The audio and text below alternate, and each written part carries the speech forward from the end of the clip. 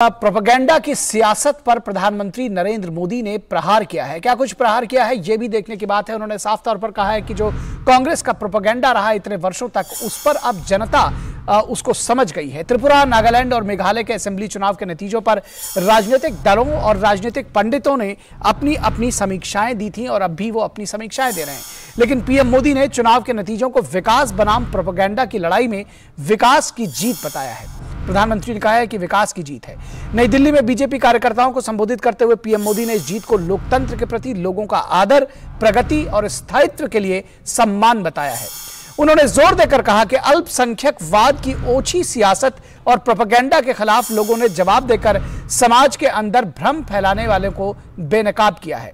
North east में anti Christian तो कहीं एंटी माइनॉरिटी के झूठे आरोप से चुनाव जीतने के फॉर्मूले को तीनों राज्यों ने ध्वस्त किया है। बीजेपी अब केरल भी जीत सकती है, यह विश्वास कायम हुआ है। कल के चुनाव नतीजे ने नॉर्थ ईस्ट राज्यों में बीजेपी के आधार को मजबूत किया है और दोबारा सत्ता में आने का मौका दिया है। वहीं कांग्रेस और लेफ्ट के तमाम anti tribal, anti Christian, anti Dalit propaganda को ध्वस्त करके जनता ने इन्हें इन राज्यों से चलता कर दिया है। कांग्रेस इन राज्यों से, लेफ्ट इन राज्यों से चलता हो गई है। यही वजह है कि टीएमसी नेता ममता बनर्जी ने मिशन 2024 के लिए विपक्षी एकता के प्रयास को जोर का झटका दिया है। ममता बनर्जी अब किनारे हो गई हैं। अब टीएमसी आने वाले चुनाव में कांग्रेस और लेफ्ट के साथ गठबंधन में नहीं जाएगी। ममता ने दो टूक इसके बारे में बात कह ली है। बिहार और यूपी से लेकर दक्षिणी के राज्यों में माइनॉरिटी वोट एकजुट करने के लिए विपक्षी एकता की दुहाई देकर बहुसंख्यकवाद का फेक नैरेटिव बनाया जाता था, लेकिन हर बार जनता विकास के साथ खड़ी होकर इनके एजेंडे को पस्त कर देती है। तो निश्चित तौर पर क्या है आखिर ये बहुसंख्यकवाद का भ्रम और ये माइनॉरिटी का एजेंडा क्या है? प्रधानमंत्री ने क्या कुछ कहा है, आइए सुनते हैं। आज देश का आदिवासी समाज ही नहीं, दलित और पिछड़े भी भाजपा के साथ है। अभी हमने गुजरात चुनाव में भी देखा है कि कैसे आदिवासी पट्टे में भाजपा को जबरदस्त जीत मिली है। साथियों, हमारे यहां बरसों तक माइनॉरिटीज को भी बीजेपी का डर दिखाया गया, देश विदेश में प्रोपेगेंडा चलाया गया, लेकिन अपप्रचार की झूठ की पोल गोवा के लोग खोलते रहे हैं। अब नॉर्थ ईस्ट के लोग भी इस झूठ की पोल खोलने में जुट गए हैं। तो प्रधानमंत्री का कहना है कि गोवा के लोग और दूसरे राज्यों के लोग इस पोल को खोलते रहे हैं और अब नॉर्थ ईस्ट के लोग भी इस पोल को खोलने में जुट गए हैं। इस पूरी बातचीत पर, इस पूरे मुद्दे पर बातचीत करने के लिए हमारे साथ में तीन खास मेहमान हैं, उनसे बातचीत करेंगे। लेकिन यह भी समझने की जरूरत है कि सिर्फ जो नॉर्थ ईस्ट की जीत है उसको विकास की जीत तक ही जोड़ करके नहीं देखा जाना चाहिए। जिस तरह से प्रधानमंत्री और बीजेपी के तमाम नेताओं ने जब नॉर्थ ईस्ट में प्रचार प्रसार किया था तो उन्होंने कहा था कि ये शांति का जो एजेंडा है वो आगे चला है और जो अलगाववाद से लेकर के और तमाम जो दूसरी जो फोर्सेस है वो वहां पर सरेंडर किया है। शांति और की बात वहां हो रही है, बम धमाकों की बात नहीं हो रही है।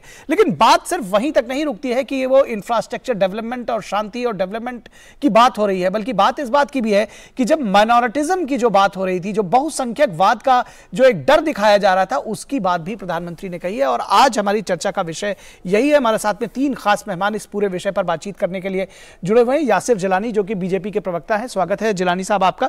और उसके साथ ही साथ हमारे साथ इस वक्त जुड़े हुए हैं विजय कौशिक जी जो कि कांग्रेस के नेता हैं। विजय जी स्वागत है आपका। और विनोद मिश्रा संपादकीय सलाहकार हमारे साथ जुड़े हुए हैं, वो भी। विनोद जी, आपके साथ में अगर हम शुरू करना चाहें और विश्लेषण चाहें आपसे नॉर्थ ईस्ट के जो नतीजे आए हैं और जो ये माइनॉरिटिज्म और बहुसंख्यकवाद मेजॉरिटिज्म का ये जो एक कहीं ना कहीं एक जो नैरेटिव सामने आया है, फेक नैरेटिव, उसको किस तरह से देखते हैं कि अभी तक एक लंबे समय तक इस चीज को लोगों के मन में, वोटरों के मन में एक डर, एक भ्रम की स्थिति पैदा की गई? क्या कहेंगे आप? निखिल, आपने अभी प्राइम मिनिस्टर को सुना, प्राइम मिनिस्टर मोदी उसी बात को कह रहे थे। जस्ट इलेक्शन की जीत के बाद जो है वो उनका एक पार्टी कार्यकर्ताओं का संबोधन था दिल्ली के कार्यालय में।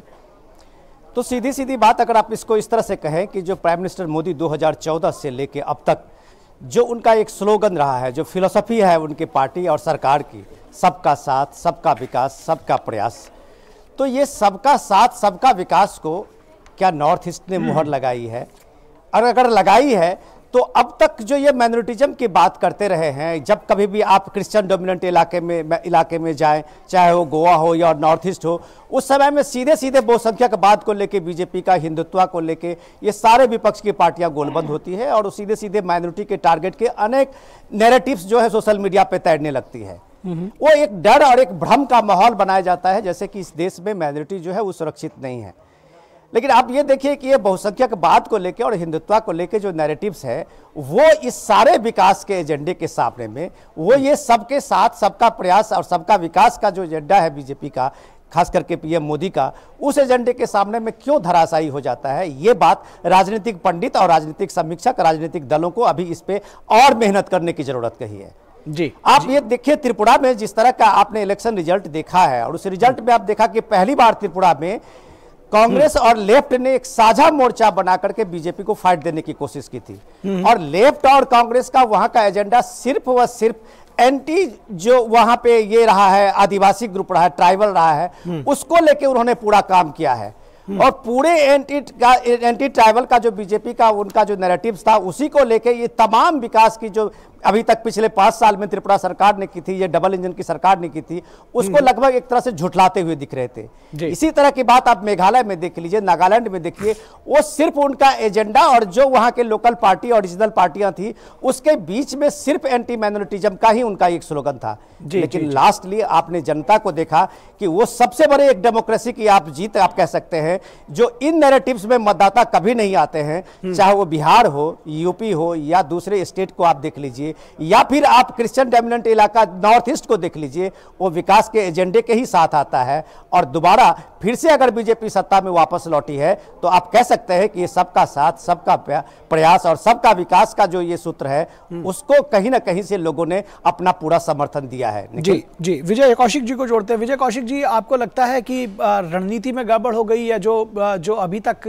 की जो आपकी पॉलिसी रही थी वो चली रही जनता के बीच में, चाहे वो माइनॉरिटिज्म की पॉलिसी रही हो या दूसरी पॉलिसी रही हो, और अब रणनीति बदलने की जरूरत है, सोच बदलने की जरूरत है कांग्रेस को, क्योंकि एक के बाद एक हार से जो हलकान है कांग्रेस, उसको अब बदलाव की जरूरत है कहीं ना कहीं। और ये कहकर कि छोटे राज्यों के नतीजे आते रहते हैं, शायद बचना मुश्किल होगा। देखिए, सबसे पहले मैं आपको ये स्पष्ट कर दूं, कांग्रेस पार्टी में हम इन सब मुद्दों को उठाते हैं, चर्चाएं भी होती हैं, और हम ये कह चुके हैं, कई बार कह चुके हैं कि कांग्रेस पार्टी राजनीति के तहत देश के विकास और उत्थान की बात करती है, लेकिन भाजपा कूटनीति के तहत केवल अपनी कुर्सी और सत्ता को बचाने के लिए काम करती है। तो उन परिस्थितियों में हम पिछड़ जाते हैं, क्योंकि आप ये देखिए, जिन लोगों को ये लोग भ्रष्ट कहा करते थे, आज वो बीजेपी के नेता बने बैठे हैं, आज बीजेपी उनके दम से सत्ता में है। ऐसे बहुत से मामले हैं जिन्हें मैं आपके सामने स्पष्ट तौर पर बता सकता हूं, साबित कर सकता हूं। और ये जो माननीय मोदी जी ने कहा है ना कि प्रोपेगेंडा, तो प्रोपेगेंडा में तो बीजेपी माहिर है। खुद अपने प्रोपेगेंडा को इन्होंने स्वीकार किया कि अच्छे दिन आएंगे, इनका चुनावी जुमला था, काला धन वापस आएगा, इनका चुनावी जुमला था। तो ये जो प्रचार की आंधी ये जो चलाते हैं, प्रोपेगेंडा जिसे हम कह सकते हैं, उस प्रोपेगेंडा राजनीति के सहारे आज भाजपा शीर्ष पर है। और उस प्रोपेगेंडा का मुकाबला न कर पाने के कारण, उसकी कूटनीति का मुकाबला न करने के कारण कांग्रेस को अब लगभग हर कदम पर नुकसान हो रहा है, चाहे राज्यों की बात हो, चाहे राष्ट्रीय स्तर की बात हो। आप तो क्षेत्रीय दलों से भी पीछे हो गए हैं। मैं इसलिए कह रहा हूं कि तो कहीं भी सफल नहीं हुए, कहीं बीजेपी के आगे परास्त है, क्षेत्रीय दलों के आगे, तो वो सब भी प्रोपेगेंडा चला रहे हैं। राजनीति के कुछ सिद्धांत होते हैं, कांग्रेस पार्टी उन सिद्धांतों का पालन करती है। कूटनीति में कोई सिद्धांत नहीं होता, साम दाम दंड भेद, किसी को सीबीआई का डर दिखाओ, किसी को ईडी का डर दिखाओ, किसी को पैसे के दम पर दूसरी पार्टी से तोड़ लो। तो भाजपा तो हर कार्य में आगे, चाहे वो दुष्प्रचार की राजनीति हो, प्रोपेगेंडा पॉलिटिक्स, चाहे वो राहुल गांधी जी की छवि खराब करने के लिए कई सौ करोड़ खर्च करने की बात है, चाहे वो मोदी जी के प्रचार पर कई हजार करोड़ खर्च करने की बात है। तो इन मामलों में क्योंकि हमारी पार्टी ने कोई धंधा किया नहीं, फिर मुझे लगता है राहुल गांधी की तरह आपने भी बिना तथ्यों के आप इस बात को बात कह रहे हैं। तो एक बार मैं आपकी बातों का जवाब यासिर जिलानी जी से ले लेता हूं। यासिर जिलानी जी ये कह रहे हैं कि भाई प्रोपेगेंडा चलाने में तो बीजेपी माहिर है और वो बहुत सीधी साधी राजनीति करते हैं, आज के युग में शायद इसीलिए पिछड़ गए हैं। देखिए, इनको इस बात का एहसास नहीं है। मैं आपको बता दूं, जो जिस नैरेटिव और पॉलिटिकल डिस्कोर्स की बात हो रही है वो नॉर्थ ईस्ट क्या पूरे भारत में नरेंद्र मोदी के नेतृत्व में अब बदल चुका है। नॉर्थ ईस्ट के लिए जब वो एक शब्द देते हैं प्रधानमंत्री हीरा, H for highway, I for internet, R for railway और A फॉर एयरपोर्ट, तो आपको इस बात का एहसास होना चाहिए कि दिल्ली को कोहिमा से, दिल्ली को मेघालय से, दिल्ली को त्रिपुरा से और दिल्ली को तमाम जो अरुणाचल, मणिपुर, गुवाहाटी इससे जोड़ते हैं। ये 70 सालों में 57 साल की सरकार इन्हीं के एक परिवार ने कांग्रेस ने चलाई, लेकिन कभी नहीं छोड़ा। आज से 7-8 साल पहले आप गुवाहाटी से शिलोंग पहुंचने में 10 से 12 घंटे लग जाते थे, आज आप 2.5 से 3 घंटे में ये सफर तय करते हैं। रोडवेज का जो जाल है कश्मीर से कन्याकुमारी तक, कमिटमेंट, गुड गवर्नेंस और डिलीवरी, ये भारतीय जनता पार्टी की सबसे बड़ा मूल मंत्र, सबसे बड़ा हथियार है। अगर नरेंद्र मोदी जी ने तय किया है कि लास्ट लाइन पे खड़े हुए व्यक्ति को मेन स्ट्रीम में जोड़ना है, तो वो पिछले 2014 से लेके 2023 में दिख रहा है। त्रिपुरा का चुनाव जो है वो इतिहास है। वो त्रिपुरा जहां रक्त रंजित राजनीति के लिए जानी जाती थी, जब सीपीएम वहां पे राज कर रही थी, इन लोगों ने रक्त रंजित से भाजपा को जोड़ने की कोशिश करी, लेकिन त्रिपुरा की शांति पूर्वक जनता ने इनके ऊपर करारा तमाचा मारा और दोबारा से भारतीय जनता पार्टी की सरकार बन गई है। त्रिपुरा हो गया, आपको नागालैंड आपने देखा है कि नागालैंड में भारतीय जनता पार्टी ने किस तरीके से, और मेघालय में भी वोटिंग परसेंटेज का बढ़ना, एमएलए की सीट बढ़ना, और नहीं तो हम पहले किस लिए जानते थे नॉर्थ ईस्ट को? नॉर्थ ईस्ट को एटीएम मशीन की तरह इस्तेमाल किया है कांग्रेस और उसकी पहले जो भी सरकारें जब भी रही हैं, वहां पे विकास का पैसा जाता था। आपको याद हो कि प्रधानमंत्री एक हुआ करते थे राजीव गांधी साहब, वो जब 1 रुपए भेजते थे तो 15 पैसे पहुंचता था। ये कौशिक जी और इनके पार्टी के लोगों को समझ में नहीं आ रहा है, और आज 1 रुपए भेजा जाता है प्रधानमंत्री के द्वारा तो 1 रुपए डिलीवर होता है। ये कमिटमेंट वाली सरकार है, ये कमिटमेंट है अपने जनमानस के लिए, सबका साथ, विकास और विश्वास। मेजॉरिटिज्म और माइनॉरिटिज्म की जो बात करके ये तुष्टीकरण की पैमाना वाला वोट बैंक का केंद्र बिंदु एक समाज को रख रहे थे, उस समाज को आज बहुसंख्यकवाद की तरफ भारतीय जनता पार्टी विजय कौशिक भारतीय जनता पार्टी ने कोई किसी के खिलाफ किसी भी समाज, धर्म, जाति, पंथ और मजहब की राजनीति भारतीय जनता पार्टी नहीं करती। मूल मंत्र सबका साथ, विश्वास, विकास और प्रयास, ये जो मूल मंत्र है, इसकी वजह से लोग जो भारत के 140 करोड़ जनता है वो भारतीय जनता पार्टी से जुड़े हैं, और जहां जहां जिन जिन राज्यों में इलेक्शन आता है वो अपना वहां पे मत देके विश्वास से। जी विजय कौशिक जी, आप बहुत देर से कुछ कहना चाह रहे हैं, तो आप अपनी बात रखिएगा। साथ ही साथ ये भी बताइए कि जो ये माइनॉरिटी वाली पॉलिटिक्स है, हमेशा बीजेपी के ऊपर इस बात का आरोप लगता रहा कि वो हिंदुत्व की राजनीति करती है, वो बहुसंख्यकवाद की राजनीति करती है। अब इस तरह के आरोप कम से कम लगाना, अब आप लोग, क्या आपको लगता है कि जो माइनॉरिटीज जहां पर है, चाहे वो क्रिश्चियंस हो, मुस्लिम्स हो, उनके वोट भी आपको बीजेपी को मिलने लगे हैं, तो अब आपको लगता है कि रणनीति बदलने की जरूरत है, साथ ही साथ कुछ सोच बदलने की जरूरत है? किस तरह से देखते हैं? अब तो सभी का वोट मिलने लगा इनको। इसमें कोई शक नहीं, मैं पहले कह चुका हूं कि भाजपा की कूटनीति का जवाब राजनीति से नहीं दिया जा सकता। कूटनीति, उनकी कूटनीति ऐसी है कि सारी जनता एक तरफ से उनको वोट दे रही है, ये कूटनीति का प्रयास है। नहीं, मैं वही तो कह रहा हूं ना कि बगल में छुरी मुंह में राम राम, जनता को बेवकूफ बनाना है भाजपा का काम। तो कहीं ना कहीं जब उनकी असलियत लोगों के सामने नहीं आ पा रही, तो निश्चित तौर पर लोग बेवकूफ बन रहे हैं। मैं कह चुका हूं, देखिए सबूत के तौर पर बताता हूं, इस देश में 70 सालों में विदेशी कर्जा हुआ 40 लाख करोड़ का। नहीं, असल में दरअसल बात यह था ना कि अभी तक कहा जाता था कि बीजेपी हिंदुत्व का एजेंडा चलाती है। अभी तक आप लोग कहते थे ना कि बीजेपी हिंदुत्व का एजेंडा चलाती है। अब आपके पास वो फैक्टर भी नहीं रहा ना। मैं वही तो कह रहा हूँ जी कि भाई अभी पिछले दिनों सर्वे कराया था मोदी सरकार ने, तो इनको पता चला कि उत्तर भारत में इनकी स्थिति अच्छी नहीं है, लोकसभा में इनके लिए बड़ा खतरा पैदा हो गया है।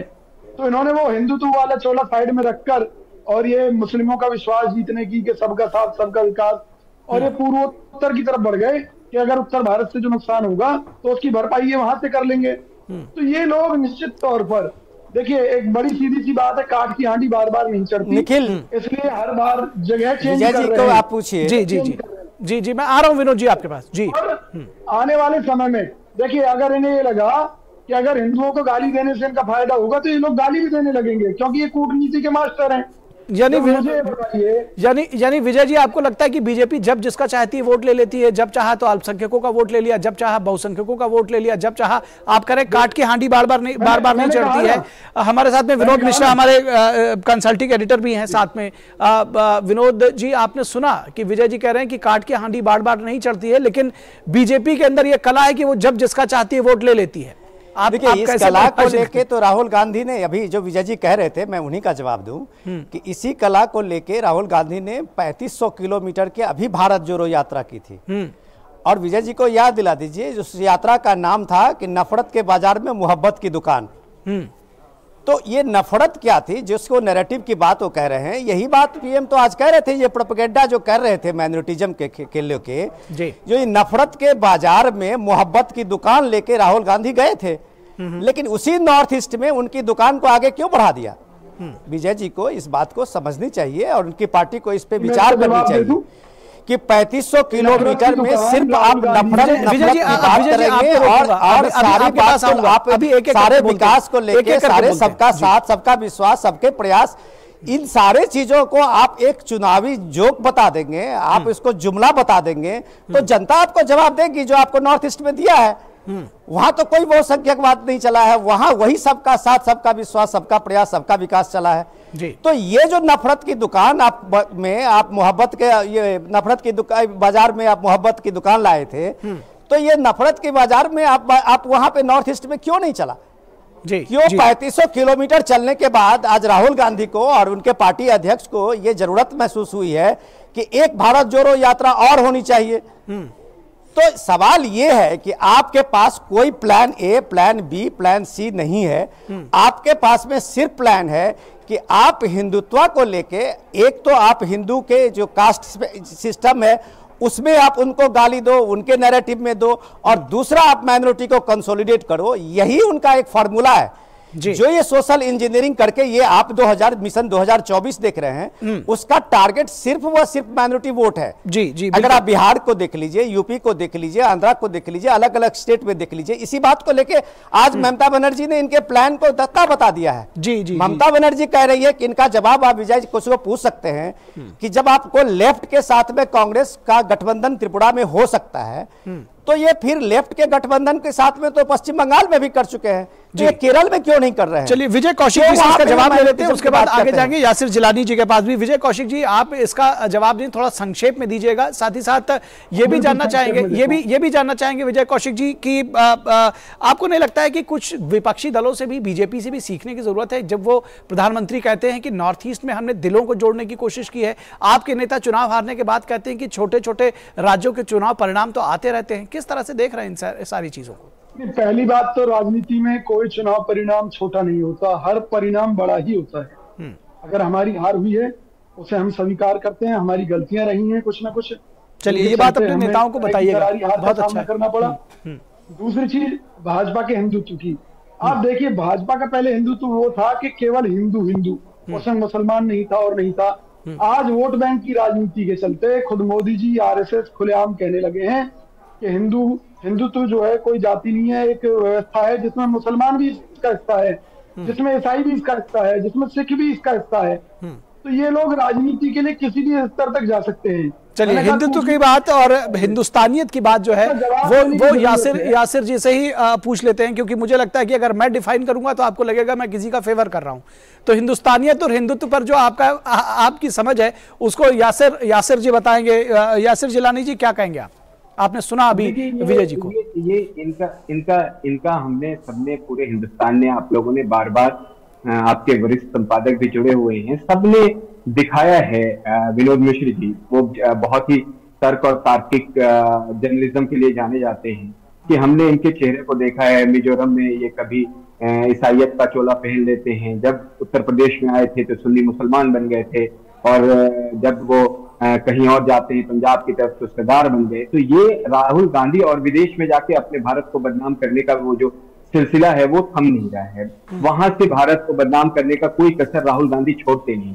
उससे ये सीधा साधा उसका एग्जाम्पल सामने ये आता है कि भारत की जनता उनको लगातार नकार रही है। अब तक 22 से 23 बार लॉन्चिंग का प्रोग्राम उनका हो गया, जिसमें भारत जोड़ो यात्रा एक बहुत प्रमुख यात्रा रही है। उससे भी उनको कोई फायदा नहीं हुआ। नागालैंड में ये शून्य पे है। आप ये समझ लीजिए कि पिछले 3 चुनाव में इनका रिजल्ट देख लीजिए।